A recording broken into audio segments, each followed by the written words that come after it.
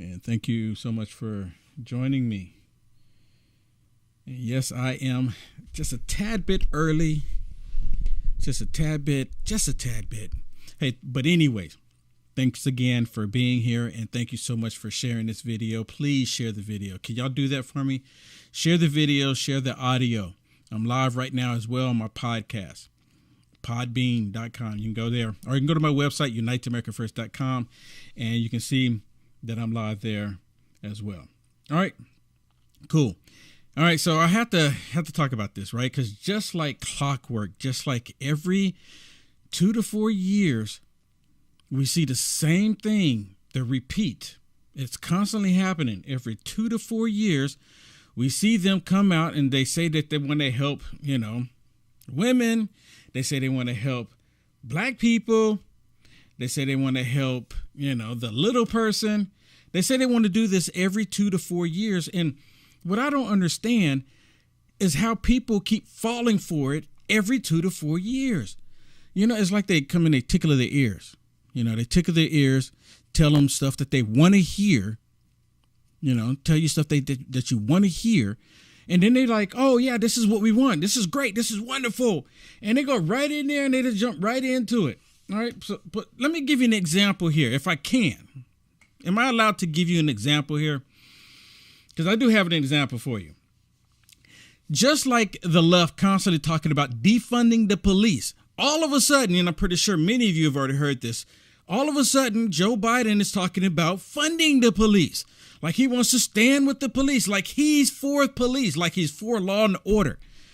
But yet there's so much crime happening throughout the country, throughout this nation, primarily in blue states and blue cities. And he's trying to act like he's for law and order. Now, this event that he was at, he had police officers in the background, right? He had police officers in the background like, hey, I'm here for the police officers. They purposely put them there. I mean, it happens. It happens at all of them. But they purposely put them there. And this is what you call woke cops. Because all this time they've been talking about defunding the police officers, but yet they go sit here. They go stand here behind him and listen to what Joe Biden says, right? Because he's talking about he doesn't want to defund the police. And there's one clip I don't have. I saw it the other day. I should have got it, or doing the same thing, where he says we shouldn't defund the police or the FBI. So all of a sudden, right, they're all about the FBI and they're all about the police department. And the only reason why they're about the police department right now, because it's going into November. That's the only reason why. They want to try to convince you that they're for police officers.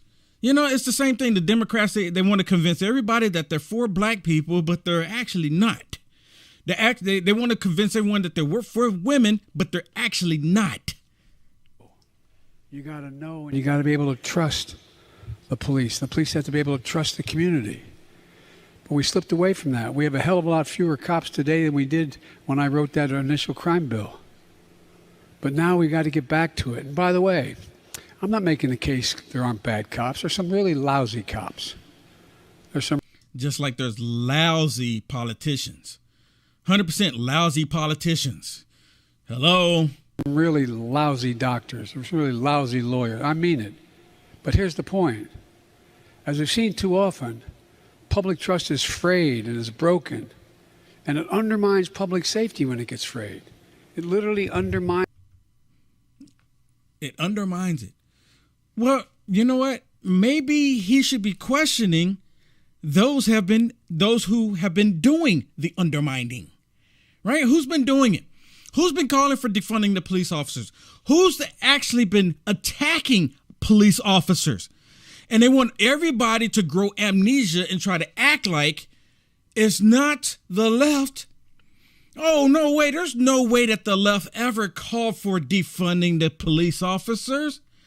No way. That never took place. Joe Biden went out and he's always been the law and order guy, right? He's always been for law and order.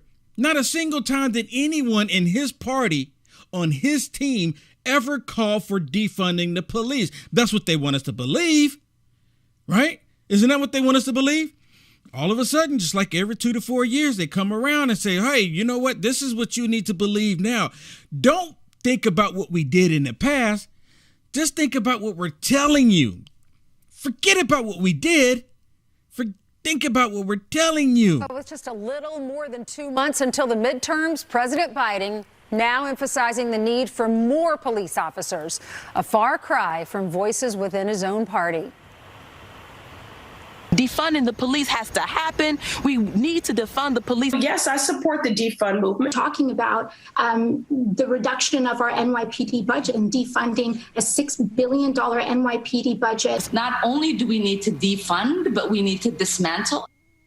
Critics also pointing out Vice President Harris's past support of the bail fund to help post bail for those arrested in the 2020 protests and an alleged murder suspect.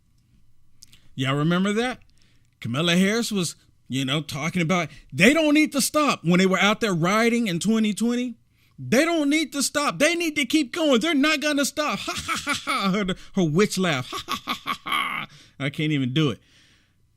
But she was actually wanting to bail people out that was committing crime. And they have the nerve, the audacity to sit there and say that it's MAGA Republicans that are not lawful. This is not good, people. This is not good at all. They want us to believe like that they're the ones who's doing right. They're the ones, the arbiters of what's right and what's wrong. It's them, not us. Listen to Joe Biden here as he's talking about the people on the other side. He says his friends on the other team, how they are calling for violence. He literally says this. Listen. You hear some of my friends in the other team talking about political violence and how it's necessary. Think about this now. Did any of you think, even as old as I am, you've ever been in an election where we talk about it's appropriate to use force, political violence in America? It's never appropriate. Never, period. Never, never, never. Never, never, never. Never, never, never. You're hearing this just like I am. Never, never, never. Never, never, never. Right? So now he's saying it, right? So at what point, I just wonder, who is his friends on the other side calling for violence? Who are they? I mean, I really want to know. He should say some names. Do you think he's going to say Liz Cheney? No, she's on his side. Is he going to say Adam Kissinger? No, he's on his side. What about Mitch McConnell, Lindsey Graham, Mitt Romney, sometime McCarthy? Do you think he's talking about them? Dan Crenshaw, do you think he's talking about them? No, because they are on his side. So who do you think he's talking about? I really want to know. And then he's talking about, again, he's saying that his friends on the other side, they're calling for violence. Really? Who do you think's actually calling for the violence? Listen to this. Let this let you know who's actually calling for violence. And if not, we're gonna force the city to change. Okay? We're done. We're done with all of this, and we're done just being peaceful. This is a revolution. Yeah. And if we sit in the street every day, what change is that gonna bring? We have to show them that we fight and that we're not gonna give up. So yes, keep it up. Yeah. So here it is, Antifa saying that they're going to take to the streets and they're going to fight and they're not going to be nice. They're not going to play nice. They're going to be violent. And we all know that Antifa is 100% violent. There's nothing peaceful about Antifa. Never has been. Along with BLM, these people are violent. They're the ones calling for the violence. Are we supposed to have amnesia? No, I remember what they did in 2020. The summer of love. I remember what they did. Do you remember what they did? Well, that doesn't help you. Well, maybe this will help you. I just don't even know why they're on. Oh, can't play that one that has music in it because they'll penalize me. They'll ding me. But you know what? Let this one help you. This is what's happening in these blue states, in these blue cities, with all of the violence. This is what's happening. And this is what they are ignoring. And more of this is coming. And y'all, you know what? There's only one thing that we can do peacefully. to stop these people from doing all of this violence. Preparing their fourth plot of the day, the gravediggers at Friends Southwestern Burial Ground in Upper Darby can hardly keep up with demand. Their business is tied directly to Philadelphia's homicide rate. And as you can see by the rows and rows of freshly dug graves, business is booming. Cemetery workers say 90% of these new graves are victims of violence. This is crazy. And this is in blue states and blue cities, which they are ignoring. They're ignoring. And this crime and I've been playing video like every single night here lately. I've been playing videos where the crime is going through the roof. And they never acknowledge what states and what cities that the crime is going through the roof in. They never acknowledge that.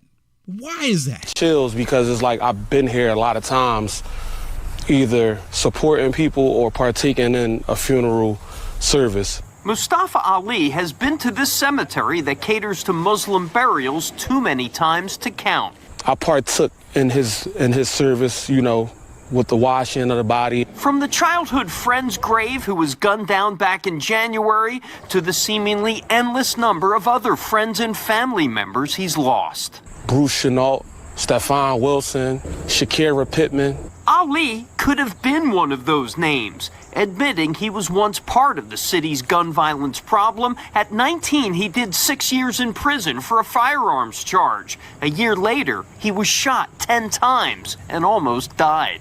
All these graves are teenagers. Yeah, it's a lot of 15, 16, 17-year-olds out here, yeah. People that didn't even live to see 18. Didn't live to see 18. Did not live to see 18. That's disgusting. And again, they don't want to acknowledge that it's happening in these blue states and these blue cities. Why don't they do that? If they actually wanted to fix this, they would look at and say, well, why is this crime increasing in these blue states and blue cities, but it's not happening like this in other states? I'm not saying crime's not happening. I'm just saying it's not happening to the extent that it is in blue states and blue cities. Is anyone questioning that? Why is the media not coming out saying it even more? Right? Why is the media not saying more about, hey, it's blue cities, fix it? Right? Remember when President Trump was in office, he said that if Chicago doesn't fix the issue, and I wish President Trump would have, I wish he would have followed through, but they had him busy with all this other stupid woke stuff. Because he put it out there saying, hey, if y'all don't fix it, I'm going to send in the National Guard and fix it. Right? He said, I'm going to fix it. And then it's, oh, how dare you come in here and try to fix this crime? We like the crime. That's the left talking. And I have to talk about this as well. They're constantly saying that MAGA Republicans are the biggest threat to their democracy. And the reason why they're saying this is because the MAGA Republicans, they love America. They put America first, and they're outspoken. I consider myself a MAGA Republican. I'm not one of these rhino Republicans. I can't stand them. Right? And more people have become MAGA Republicans, and they don't like it. They want to deflect from it. They don't want you to believe and think the way a true American does. Listen to Karine Jean-Pierre as she talked about the MAGA Republicans, right? We're unlawful. The president thinks that there is an extremist threat to our democracy. The president has been clear as he can be on that particular piece when we talk about a democracy, when we talk about our freedoms. The way that he sees is the MAGA Republicans are the most energized part of the Republican Party.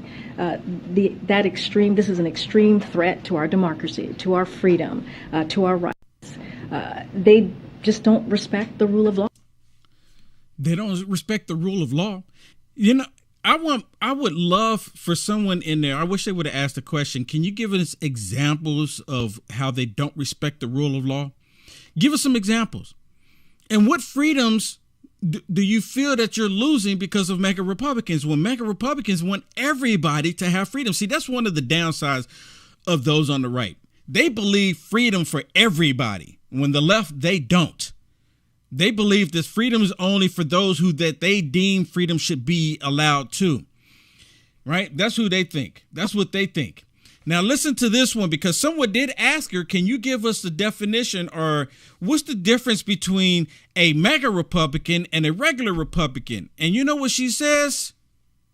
Basically, there is no difference. Listen. When it comes to voters, how does the president differentiate between the ultra MAGA folks who he sees as an extremist threat to democracy and the average GOP voter? So, can't talk about voters from here. As you know, I get you. Not good. Isn't that when she's talking about MAGA Republicans? Why is she not talking about voters there? Why is it okay to come out and talk about half of America being unlawful, and then all of a sudden she can't talk about voters? That's all they've been doing. Talking about the party, the MAGA Republican Party. And that's what it is. But I just need to say that, right? Just to be clear. I mean, the president has been really clear about the leadership, right? The MAGA Republicans in leadership.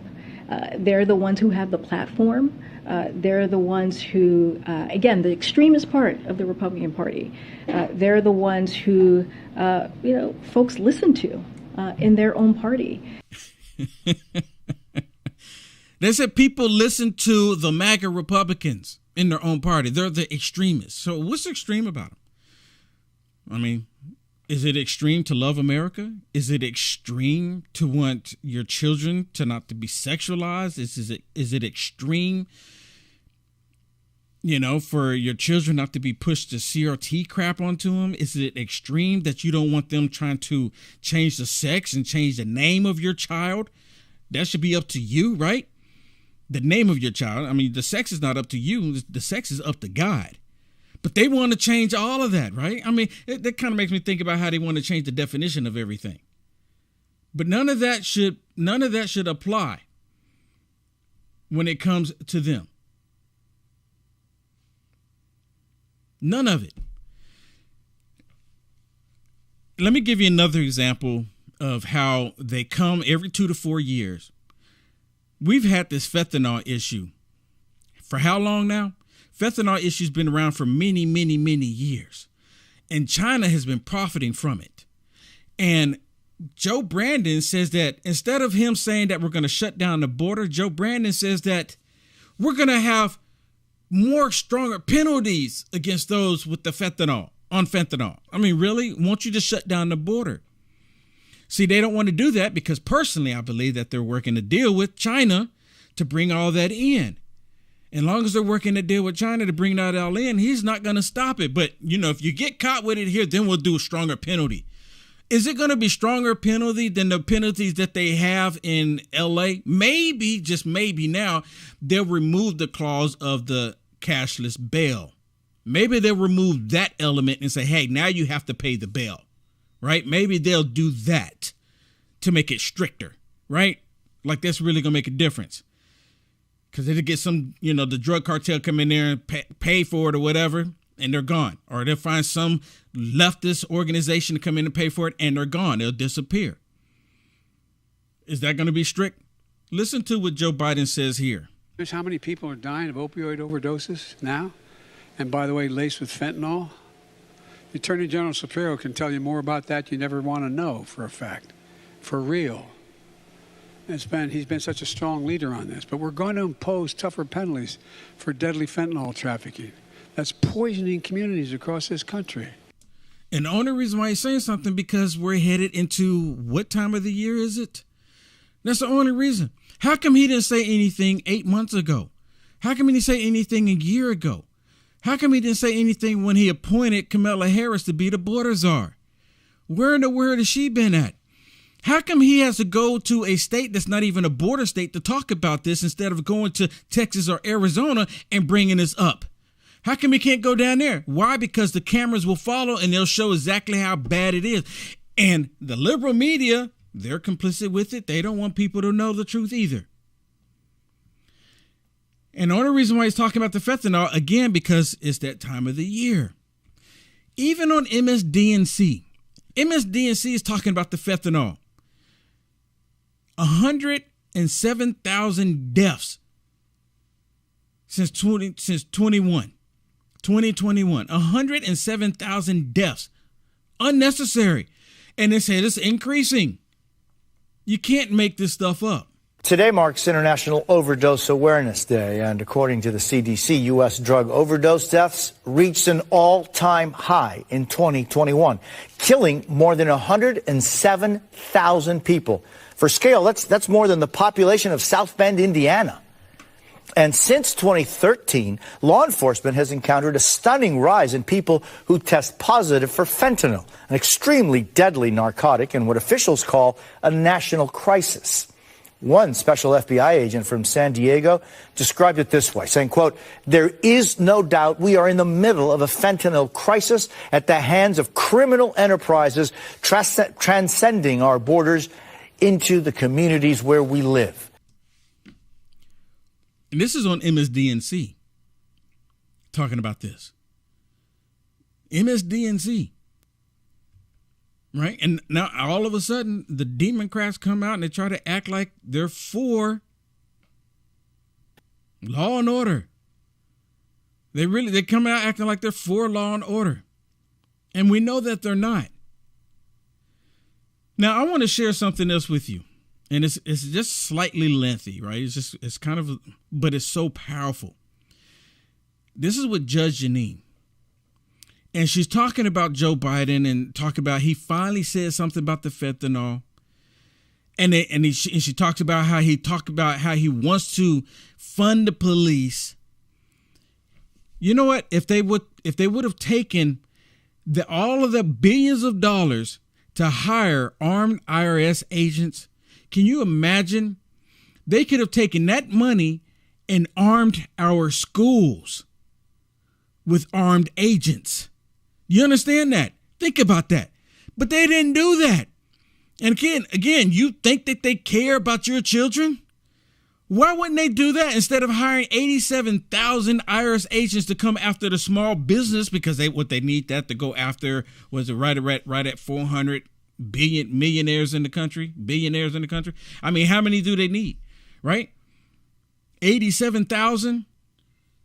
Imagine what 87,000 armed security guards, trained military personnel even, at these schools protecting children. But they didn't do that. They did a small army. No, it's not even a small army. They did like a larger than a brigade to come after you and not protect your children. Listen to this. Well, you know, I love that the president is promoting this Safer America plan now that 85% of the country is concerned, extremely concerned about the crime problem. 61% of the country doesn't think the man is capable of fighting crime. 64% of the country thinks he's incapable of dealing with gun violence. But welcome to the party, Mr. President.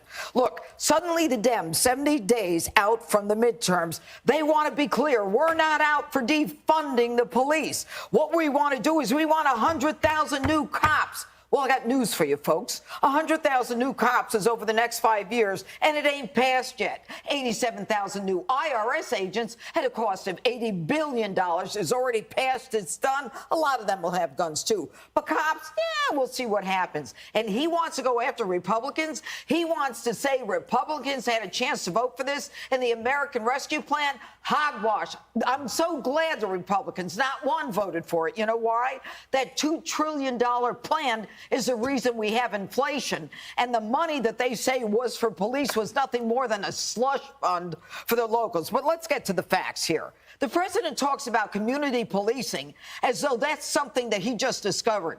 Let me tell you something, Mr. President. Community policing was the first thing that went when all you Democrats talked about defunding the police. And when I talk about the consequences, I can tell you the top 20 cities in the United States suffering from the most violent crime and murders, except for one, are run by Democrat mayors. Now, why is that important? That's important because the mayors decide how many cops, what the modus operandi standard operating procedure is going to be, and whether or not they're going to stand down or make arrests. Now, in these 20 cities, you can rest assured that crime is catapulting through the roof.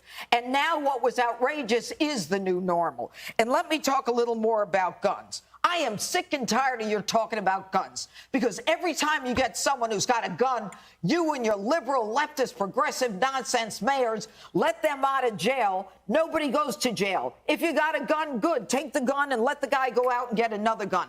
The only way to get guns off the street is to start prosecuting gun trafficking. You don't do it very well. You don't know how to squeeze a defendant. And of course you can't, because you're not keeping him in jail. You're not threatening him. And today you mentioned fentanyl for the first time. I've been asking this for months. When did fentanyl come off your mouth or off your lips? And you know what you said? Worthless piece of garbage. More penalties for fentanyl. Mr. President, close the border. You want to fight fentanyl? Stop the drug trafficking that's going on in the southern border. 95% of the fentanyl is coming from China through the southern border. And I'm not done yet. Now, this thing about the Dems, they want to talk about, like Fetterman, your guy in Pennsylvania. They want to rehabilitate the criminals. You're all full of it. The person who needs to be rehabilitated is the victim, the victim's family, and the community that suffers from crime every day. And we just had a DA who reduced attempted murder to a misdemeanor. This is what you should be talking about. The DAs, not just the cops, the DAs and the judges who are letting these people out. A guy puts on these SAP gloves that are full of metal, beats the hell out of a guy, sucker punches him, fractures his skull. He's got a brain bleed. He's in a coma. It goes from attempted murder to a misdemeanor. He's let out on bail. So you can talk till you're blue in the face, Mr. President. I don't believe a word you say. I don't think anyone believes. Well, there's some leftists that believe everything it says, but that was powerful. Oh my goodness, it was so powerful. That's why I said, I'm just gonna let it go. I'm gonna let it go.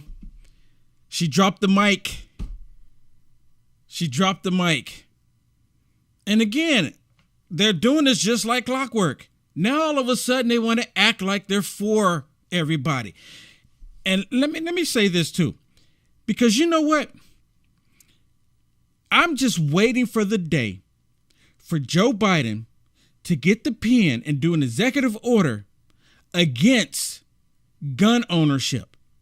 And now he says that he's for the Second Amendment. He says that he owns a couple of shotguns. That's what he says.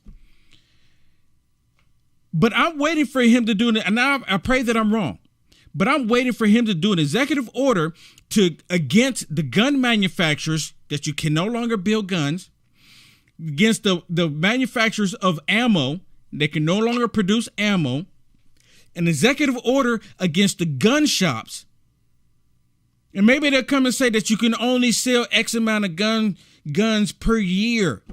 Well, guess what? If you can only sell X amount of guns per year and they've already hindered the gun manufacturers, it's going to run out.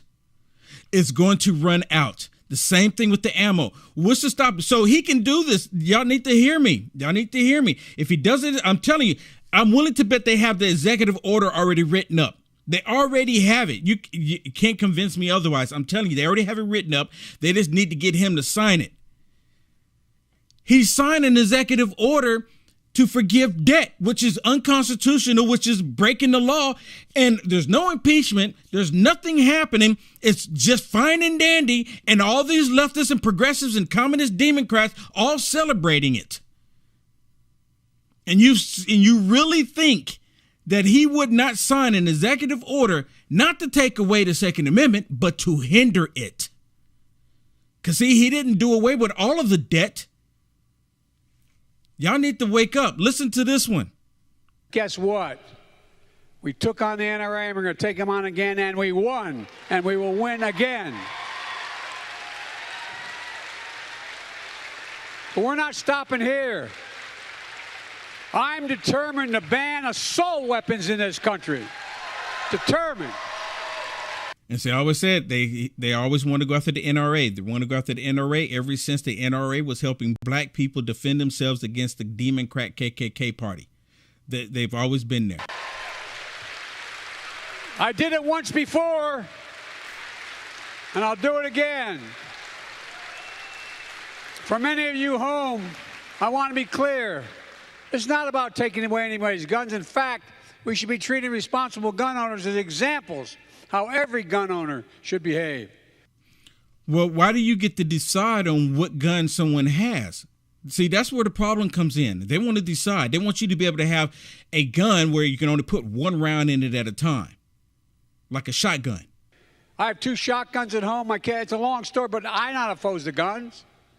But I support the Second Amendment, and I support the Second Amendment. But the Second... You hear this? He says he supports the Second Amendment. But listen, this is where I'm taught. This is where I listen and I pay attention. And this is where he gets into the point to where I can see him coming up with an executive order not to do away with the Second Amendment, but to hinder it. But I support the Second Amendment, and I support the Second Amendment. But the Second Amendment, as one of the most conservative justices in history, Justice Scalia once wrote, quote, like most rights, the rights granted by the Second Amendment are not unlimited. They're not unlimited. You hear this? You hear this? So now he's going to go to talking about the F-15, right? I mean, we don't have F-15s against a tyrannical government. We don't. But listen what he says. He's going to start talking about the F-15s. Like, that's the only way that you can win against us, the American people. That's the only way you can win. But you don't have them. We do. Listen. Right now, you can't go out and buy an automatic weapon. You can't go out and buy a cannon. And for those brave right-wing Americans who say it's all about keeping America's independent and safe, if you want to fight against the country, you need an F-15. You need something a little more than a gun. You need something a little bit more than a gun. You need something a little bit more than a gun.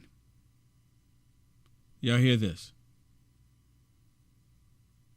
You need something a little bit more. I don't think so. The Second Amendment was written for a reason by the Founding Fathers. We all know this. And they want to neglect the reason why the Second Amendment was written. They want all of us to believe that we don't need any of them to protect ourselves. We don't need any of it for our families. We don't need it. You don't need it. My issue is how come all of these leftists that are screaming about defunding the police officers, disarming the population, because, I mean, he's up there saying one thing, but they all want all of us disarmed. How come they don't set the example? Why don't they set the example? Because there's many. I'm telling you, you know what? You always hear the expression talking about, Republicans are the ones with all the guns. No, there's many Democrats out there that have weapons. Many. And they're not going to give them up. They don't want to give them up. They don't want to give them up. They keep saying it, but they don't do the example, which ultimately makes them a bunch of hypocrites. It makes them a bunch of hypocrites.